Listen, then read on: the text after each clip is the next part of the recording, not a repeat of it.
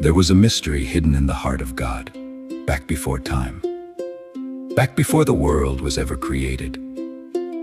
Hidden in the mind of God was a plan that he would hold on to until the right time.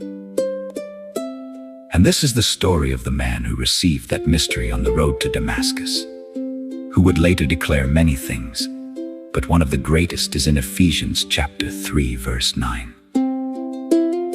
And to make all men see what is the fellowship of the mystery, which from the beginning of the world hath been hid in God, who created all things by Jesus Christ. Now meet the man. The road to Damascus was well worn under Saul's feet, and his heart was set like flint. Not long before, he had stood watching as the stones fell on Stephen, watching the coats giving his approval, and that fire hadn't cooled. It had spread.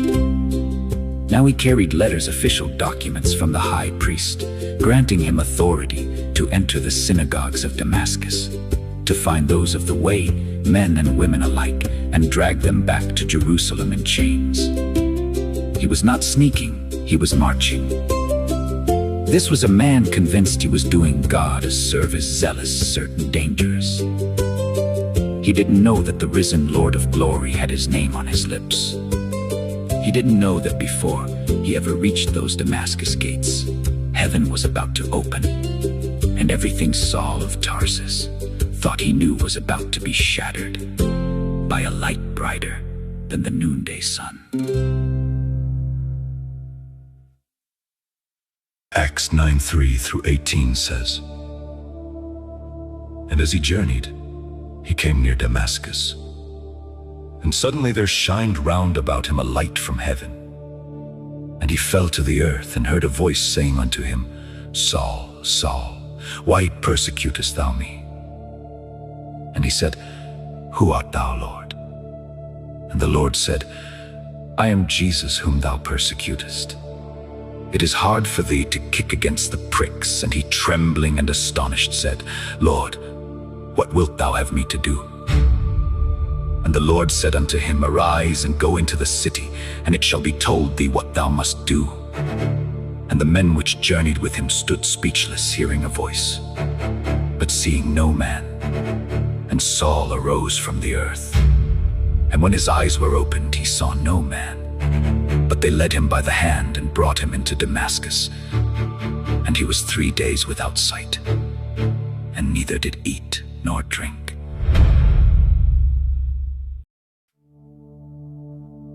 And there was a certain disciple at Damascus named Ananias. And to him said the Lord in a vision, Ananias. And he said, Behold, I am here, Lord. And the Lord said unto him, Arise, and go into the street which is called Straight, and inquire in the house of Judas for one called Saul of Tarsus. For, behold, he prayeth, and hath seen in a vision a man named Ananias coming in, and putting his hand on him, that he might receive his sight. Then Ananias answered, Lord, I have heard by many of this man, how much evil he hath done to thy saints at Jerusalem. And here he hath authority from the chief priests to bind all that call on thy name. But the Lord said unto him, Go thy way. For he is a chosen vessel unto me, to bear my name before the Gentiles and kings and the children of Israel. For I will shew him how great things he must suffer for my name's sake. And Ananias went his way, and entered into the house, and putting his hands on him said, Brother Saul, receive thy sight. And he received sight forthwith, and arose, and was baptized. And when he had received meat, he was strengthened. He was blinded as Saul of Tarsus, when the scales fell from his eyes. He was now made able to see what would be the fellowship of the mystery.